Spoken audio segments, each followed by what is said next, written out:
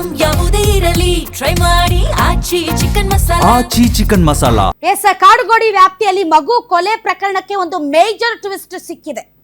ತಮಗೆ ಗೊತ್ತಿದೆ ವೀಕ್ಷಕರೇ, ಪ್ರಿಯಾಂಕಾ ಅನ್ನುವಂತಹ ತಾಯಿ ತನ್ನ 5 ವರ್ಷದ ಮಗಳನ್ನ ಪ್ರಿಯಕರನ ಜೊತೆಗೆ ಸೇರಿ ಕೊಲೆ ಮಾಡಿದ್ದಾಳೆ ಅನ್ನೋದು ಇಡೀ ಕರ್ನಾಟಕದಾದ್ಯಂತ ಅತ್ಯಂತ ಚರ್ಚಿತವಾದಂತಹ ಪ್ರಕರಣ. ಅದರಲ್ಲೂ ಒಬ್ಬ ತಾಯಿ ತನ್ನ ಮಗಳನ್ನ ಕೊಲ್ಲೋದಕ್ಕೆ ಸಾಧ್ಯನಾ? ಪ್ರಿಯಕರ ಕೊಂದ್ರು ಕೂಡ 3 ತಿಂಗಳಿಂದ ಬಾಯಿ ಮುಚ್ಕೊಂಡು ಕೂತಿದ್ದಂತ ಆ ತಾಯಿ ಎಂತ ತಾಯಿ? ಆಕೆ ತಾಯಿನ ಇಲ್ಲ ರಾಕ್ಷಸಿನ ಇಲ್ಲ ದೆವ್ವನ ಭೂತನ ಅಂತ ಇಡೀ ಕರ್ನಾಟಕದ ಜನ ಮಾತಾಡ್ತಾ ಇದ್ದಾರೆ. ಈಗ ಸೋಗ್ಲಾಡಿತರ ನಂದೇನು ತಪ್ಪಿಲ್ಲ ಅಂತ ಸೋಗ್ಲಾಡಿತನ ಮಾಡ್ತಾ ಇರುವಂತಹ ಈ ಮಹಿಳೆ ನಿಜಕ್ಕೂ ಹೆಣ್ಣು ಕುಲಕ್ಕೆ ಅವಮಾನ. ಹಾಗಾದ್ರೆ ಕಾಡುಗೋಡಿ ವ್ಯಾಪ್ತಿಯಲ್ಲಿ ಮಗು ಕೊಲೆ ಕೇಸ್ಗೆ ಸಂಬಂಧಪಟ್ಟಂತೆ ದಿವ್ಯ ನಿರ್ಲಕ್ಷ್ಯ ವಹಿಸಿದಂತಹ ತನಿಖಾಧಿಕಾರಿಗಳು ನಿಜಕ್ಕೂ ಅವ್ರಿಗೇನಾದ್ರೂ ಅಂತಃಕರಣ ಅನ್ನೋದಿದ್ರೆ, ಅವ್ರು ಹಾಕೊಂಡಿರುವಂತಹ ಒಂದು ಕಾಕಿ ಏನು ಯೂನಿಫಾರ್ಮ್ಗೆ ಮರ್ಯಾದೆ ಅನ್ನೋದಿದ್ದರೆ, ರೂಲ್ಸ್ ಬುಕ್ ನಮಗೆ ಒಂದು ಸಂವಿಧಾನ ಅಂತ ಅವ್ರು ಏನಾದ್ರೂ ನಡ್ಕೊಳ್ತಾ ಇದ್ರೆ, ಈ ಕೇಸಲ್ಲಿ ಅಲ್ಲಿನ ಪೊಲೀಸರು ನಡ್ಕೊಂಡ ರೀತಿ ಇದೆಯಲ್ಲ, ಇದು ನಿಜಕ್ಕೂ ಕೂಡ ಅವಮಾನ. ಆ ಒಂದು ತನಿಖಾಧಿಕಾರಿಗಳನ್ನ ಸಸ್ಪೆಂಡ್ ಮಾಡೋದರ ಮೂಲಕ ಆ ಸತ್ತೋಗಿರುವಂತ 5 ವರ್ಷದ ಹೆಣ್ಣುಮಗಳಿಗೆ ಒಂದು ಜಸ್ಟಿಫಿಕೇಶನ್ ಸಿಕ್ಕಿದೆ. ಆದ್ರೆ ಆಕೆಯನ್ನ ಕೊಲೆ ಮಾಡಿದಂತ ಹಂತಕ ಇದ್ದಾನಲ್ಲ, ಆತನನ್ನ ನೇಣಿಗೇರಿಸಬೇಕು. ಅದು ಆಗ ಆ ಮಗುವಿನ ಆತ್ಮಕ್ಕೆ ಶಾಂತಿ ಸಿಗೋದು. ಹಾಗಾದ್ರೆ ಮೇಜರ್ ಟ್ವಿಸ್ಟ್ ಏನು ಈ ಕೊಲೆ ಕೇಸಲ್ಲಿ ಬರ್ತಾ ಇದೆ? Breaking news.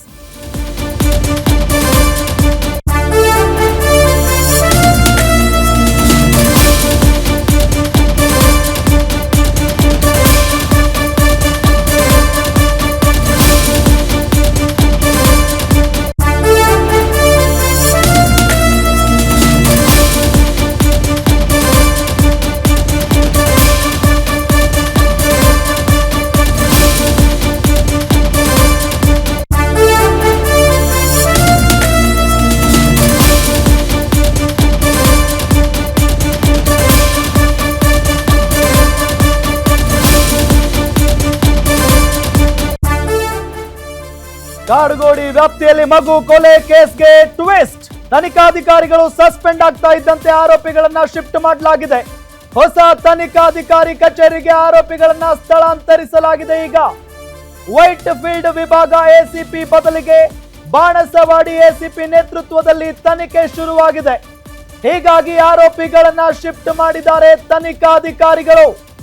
ಬಾಣಸವಾಡಿ ಎಸಿಪಿ ಕಚೇರಿಗೆ ಕರೆ ತಂದಿದ್ದಾರೆ ಪೊಲೀಸ್ನವರು. ಈಗ ಆರೋಪಿ ಪ್ರಿಯಾಂಕಾ ಮತ್ತು ಮೋಹನ್ ಎಸಿಪಿ ಕಚೇರಿಗೆ ಕರೆ ತಂದಿರೋದು. ಈ ಇಬ್ಬರು ಆರೋಪಿಗಳನ್ನ, ಪ್ರಿಯಾಂಕಾ ಮತ್ತು ಮೋಹನ್ ಈಗ ಎಸಿಪಿ ಕಚೇರಿಗೆ ಕರೆ ತರಲಾಗಿದೆ.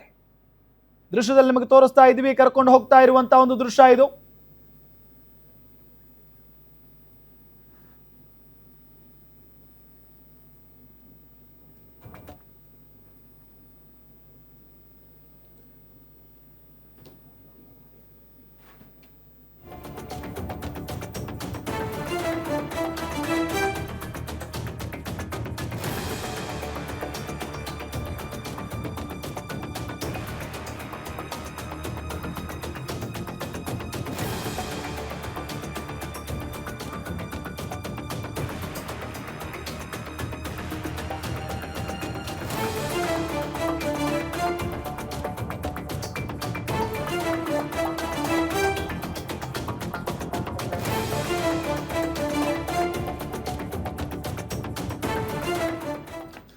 ಎಸ್, ಮಗಳನ್ನ ಕೊಂದ ಪ್ರಳಯಾಂತಕಿ ಪ್ರಿಯಾಂಕಾಳ ಹೈಡ್ರಾಮಾ ಮುಗೀತಲೇ ಇಲ್ಲ.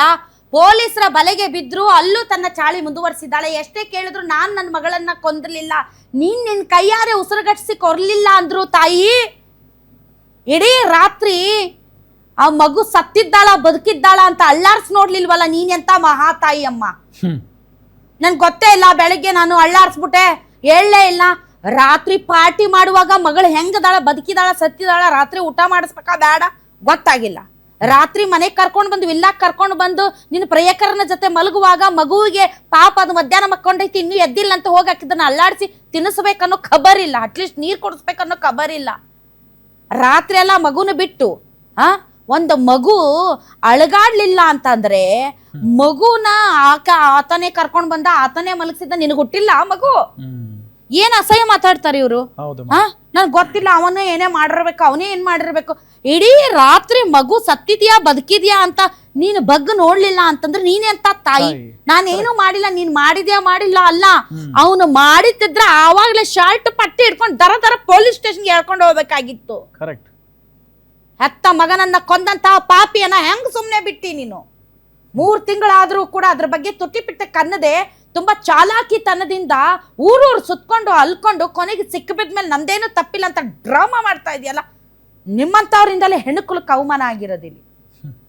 ರಾತ್ರಿ ಮಲ್ಕೊಂಡಿದ್ದವಳು ಬೆಳಗ್ಗೆ ಎಳ್ಳೇ ಇಲ್ಲ, ನಾನು ಫುಡ್ ಪಾಯ್ಸನ್ ಅಂತ ಅನ್ಕೊಂಡ್ಬಿಟ್ಟಿದೆ, ನನ್ಗೆ ಗೊತ್ತಿಲ್ಲ.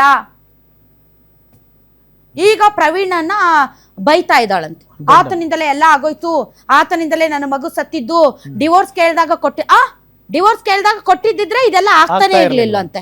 ಆ ಬಾಬಾ ಮಹಾತಾಯಿ, ನೀನು ಡಿವೋರ್ಸ್ ಕೊಟ್ಬಿಟ್ಟಿದ್ರೆ ಮಗು ಬದುಕ್ತಿತ್ತ? ಡಿವೋರ್ಸ್ ಕೊಟ್ಟಿಲ್ಲ ಅಂತ ನೀನು ಮತ್ತೆ ಅವನು ಸೇರ್ಕೊಂಡು ಮರ್ಡರ್ ಮಾಡಿದ್ರ? ಏನ್ರಿ ಇದು? ಎಲ್ಲ ಪ್ರವೀಣಿಂದಾನೇ ಆಗಿರೋದಂತೆ. ಅಂದ್ರೆ ಗಂಡ ಕೇಳ್ದಾಗ ಡೈವರ್ಸ್ ಕೊಟ್ಬಿಟ್ಟಿದ್ರೆ ಮೋಸ್ಟ್ಲಿ ಮಗುನು ಗಂಡನ್ ಕೊಟ್ಬಿಟ್ಟು ಇವಳು ಆರಾಮಾಗಿರ್ಬೇಕು ಅಂತ ಸ್ಕೆಚ್ ಹಾಕಿದ್ಲು ಅಂತ ಅನ್ಸುತ್ತೆ. ಹೌದಾ? ನಾನು ತಾಯಿಯಾಗಿ ಹಂಗ್ ಮಾತಾಡ್ಬಾರ್ದು, ಬಟ್ ತಾಯಿಯ ಕರ್ತವ್ಯ ನೀನ್ ನಿಭಾಯಿಸಿಲ್ಲ. ತಾಯಿಯಾಗಿ ಅಲ್ಲ, ತಾಯಿ ಹೋಗ್ಲಿ ಅತ್ಲ ಕಡೆ ಹಾಳಾಗಿ ಹೋಗ್ಲಿ, ಮನುಷ್ಯತ್ವದಿಂದ ಮಾನವೀಯತೆಯಿಂದ ವರ್ತಿಸಬೇಕಾಗಿತ್ತು. ಇವತ್ತು ಸಿಗಾಕೊಂಡ್ಮೇಲೆ ಅವನೇ ಮಾಡಿದ್ದು, ಮೋಹನ ಮಾಡಿದ್ದು, ಇನ್ನೊಬ್ಬ ಮಾಡಿದ್ದು ಅಂತ ಇಷ್ಟು ಮೊಸಳೆ ಕಣ್ಣೀರ್ ಹಾಕ್ತಾ ಇದೆಯಲ್ಲ. 3 ತಿಂಗಳಾಯ್ತು ನಿನ್ನ ಮಗಳು ಸತ್ತು. ನನ್ನ ಮಗಳು ಎದಕ್ಕೆ ಸತ್ಲು? ನನ್ನ ಮಗಳನ್ನ ಸಾಯಿಸ್ತವನ್ ಯಾರು? ಅವನ್ ಜೊತೆನೆ ಇದೆಯಲ್ಲ ಇಷ್ಟು ದಿನ ನೀನು. ಅಂದ್ರೆ ನಿನ್ನ ಮಗಳ ಸಮಾಧಿಯ ಮೇಲೆ ನಿನ್ನ ಕಾಮದ ವಾಂಛೆ ಜಾಸ್ತಿ ಆಯ್ತು ಅಂತ ಅರ್ಥ. ನಿನ್ನ ಮಗಳ ಸಮಾಧಿಯ ಮೇಲೆ ನಿನಗೆ ನಿನ್ನ ಪ್ರಿಯಕರನ ಜೊತೆ ಸರಸ ಸಲ್ಲಾಪವೇ ಜಾಸ್ತಿ ಆಯ್ತು ಅಂತ ಅರ್ಥ. ಹೌದಾ? ಇವಾಗ ನಾಟಕ ಹೊಡಿತಾ ಇದ್ದಾಳ ಹೆಣ್ಮಗಳು. ಯಾವ್ದನ್ನು ಕ್ಷಮಿಸ್ಬಿಡ್ಬಹುದೇನೋ, ಹೋಗ್ಲಿ ಬಿಡು ಅಂತ, ಏನೋ ಸಿಚುವೇಶನ್ ಏನೋ ಆಯ್ತು ಅಂತ. ಬಟ್ ಇದು ಆಕ್ಸಿಡೆಂಟಲ್ ಅಲ್ಲ, ಇದು ಉದ್ದೇಶ ಪೂರ್ವಕವಾದಂತ ಮರ್ಡರ್.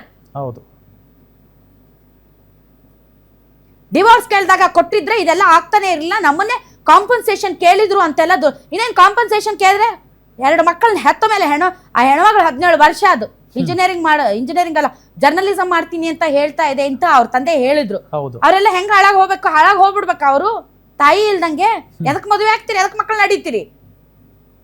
ಇಬ್ರು ಕೂಡಿ ಬಾಳೋದಕ್ಕೆ ಸಾಧ್ಯ ಇಲ್ಲ ಅಂದ್ರೆ ಕಾನೂನಿನ ಪ್ರಕಾರ ನಿಮ್ಗೆ ಹಕ್ಕಿದೆ, ನೀವು ಡಿವೋರ್ಸ್ ಕೊಟ್ಕೊಂಡು ನಿಮ್ ಬದುಕು ನೋಡ್ಬೋದು. ಅಂದ ಮಾತ್ರಕ್ಕೆ ಮಕ್ಕಳನ್ನ ಕೊಂದು ಬದುಕಿ ಅಂತ ಕಾನೂನು ಹೇಳಿದ್ಯಾ? ಎಷ್ಟು ಚಾಲಾಕಿ ಅಂತಂದ್ರೆ ನೋಡಿ, ಈ ಕೇಸಲ್ಲಿ ತುಂಬಾ ತುಂಬಾ ದೊಡ್ಡ ಘನಘೋರ ಗಂಭೀರ ತಪ್ಪು ಮಾತ್ರ ಪೊಲೀಸರದ್ದೇ. ಹೌದು. ಮಾರ್ಚ್ 25ನೇ ತಾರೀಕು ಮಗು ಸತ್ತೋಗುತ್ತೆ. ಅವತ್ತೇ ಅವ್ರ ಬ್ರದರ್ ಏನೋ ಕಂಪ್ಲೇಂಟ್ ಕೊಡ್ತಾರೆ. ಪೋಸ್ಟ್ ಮಾರ್ಟಮ್ ರಿಪೋರ್ಟ್ ಬಂದ್ರು ಕೂಡ, ಪೋಸ್ಟ್ ಮಾರ್ಟಮ್ ಅಲ್ಲಿ ಸಫೋಕೇಶನ್ ಇಂದ ಸತ್ತಿದೆ ಮಗು ಅಂತ ರಿಪೋರ್ಟ್ ಬಂದ್ರು ಕೂಡ ಆ ರಿಪೋರ್ಟ್ ಇಟ್ಕೊಂಡು ಕುತ್ಕೊಳ್ತಾರಲ್ಲ, ಇವ್ರಿಗೆ ನಾಚಿಕೆ ಆಗಲ್ಲ ಇವ್ರಿಗೆ? ಆಮೇಲೆ ತಂದೆ ಕಂಪ್ಲೇಂಟ್ ಕೊಟ್ರು ಕೂಡ ಅದನ್ನ ಹಂಗೆ ಇಟ್ಕೊಂಡು ಕುತ್ಕೊಳ್ತಾರೆ ಅಂದ್ರೆ ಏನ್ ಇವ್ರಿಗೇನ್ ಕೆಲ್ಸ ಗೊತ್ತಿಲ್ಲದೆ ಕುತ್ಕೊಂಡಿದ್ದಾರೆ ಅಂತ ಅನ್ಸುತ್ತಾ ರಾಮ್ ನಿಮ್ಗೆ? ನಮ್ ಪೊಲೀಸರಿಗೆ ಕೆಲಸ ಗೊತ್ತಿಲ್ಲದೆ ಈ ಇನ್ವೆಸ್ಟಿಗೇಷನ್ ಮಾಡಕ್ಕಾಗದೆ ಅವ್ರಿಗೆ ಯಾವುದೇ ರೀತಿಯಾದಂತಹ ಏನು ಕ್ಲೂ ಸಿಗದೇನೆ ಸುಮ್ನೆ ಕುತ್ಕೊಂಡಿದ್ದಾರೆ ಅಂತ ನಿಮ್ಗೆ ಅನ್ಸುತ್ತಾ? ಮತ್ತೆ ಯಾಕೆ ಸುಮ್ನೆ ಕುತ್ಕೊಂಡ್ರು? ಇವತ್ತು ಬಾಣಸ್ವಾಡಿ ಪೊಲೀಸ್ ಸ್ಟೇಷನ್ ಯಾಕೆ ಶಿಫ್ಟ್ ಮಾಡಿದ್ದೀರಾ ಕೇಸ್ನ? ಇವತ್ತು ದೊಡ್ಡ ದೊಡ್ಡ ಆಫೀಸರ್ಸ್ ಎಲ್ಲ ಯಾಕೆ ಇನ್ವಾಲ್ವ್ ಆಗ್ತಿದ್ರ? ನಿಮ್ ಮಾನ ಮರ್ಯಾದೆ ಮೂರ್ಖ ಖರಾಜ್ ಆಗ್ತಾ ಇದೆ ಅಂತನಾ? ಇಷ್ಟೊಂದು ದೊಡ್ಡ ಕರ್ತವ್ಯ ಲೋಪ ಏನ್ರಿ? ಅದೇ ಒಬ್ಬ MLA ನೋ MP ನೋ ಅಥವಾ ತುಂಬಾ ದುಡ್ಡಿರೋನೋ ಪ್ರಭಾವಿನೋ VIP ನೋ VVIP ನೋ ಸತ್ತಿದ್ರೆ ಹಂಗೆ ಮಾಡ್ತಿದ್ರಾ? ಅಯ್ಯೋ, ಓಡೋಡ್ತಿದ್ರು. ಒಂದ್ ಚಿಕ್ಕ ಮಗು, 5 ವರ್ಷದ ಮಗು ಸತ್ತೋದ್ರೆ ನಿಮ್ಗೆಲ್ಲ ಮಕ್ಕಳಿಲ್ವಾ? ಹೊಟ್ಟೆ ಉರಿ ಅಲ್ವಾ? ಎಷ್ಟು ಕರ್ತವ್ಯ ಲೋಪ. ಒಂದು ಪೋಸ್ಟ್ ಮಾರ್ಟಮ್ ಲೇಟ್ ಮಾಡ್ತಾರಂತೇರಿ. Postmortem late. ಅದಾದ್ಮೇಲೆ ಮಗು ಸತ್ತೋಗಿರೋ ಜಾಗ ಅದು ಕಾರಲ್ಲಿ ಸತ್ತೋಯ್ತಾ, ವಿಲ್ಲಾದಲ್ಲಿ ಸತ್ತೋಯ್ತಾ, ಇಲ್ಲ ಎಲ್ಲಿ ಸತ್ತೋಯ್ತು ಅನ್ನುವಂತ ಸ್ಥಳ ಪರಿಶೀಲನೆ ಮಾಡಿಲ್ಲ. ಆ ಕಾರನ್ನು ಪರಿಶೀಲನೆ ಮಾಡಿಲ್ಲ, ವಿಲ್ಲಾ ಪರಿಶೀಲನೆ ಮಾಡಿಲ್ಲ, ಎಲ್ಲಿ ಸತ್ತೋಯ್ತು ಅಂತ ಗೊತ್ತಿಲ್ಲ. ಪೋಸ್ಟ್ ಮಾರ್ಟಮ್ ರಿಪೋರ್ಟ್ ಬಂದರೂ ಕೂಡ 2 ತಿಂಗಳಾದ್ರೂ FIR ಹಾಕಿಲ್ಲ. ಸಫೋಕೇಶನ್ ಇಂದ ಸತ್ತೋಗಿದೆ ಅಂತ ರಿಪೋರ್ಟ್ ಬಂದರೂ ಕೂಡ ಗಂಭೀರವಾಗಿ ಸ್ವೀಕರಿಸಿಲ್ಲ.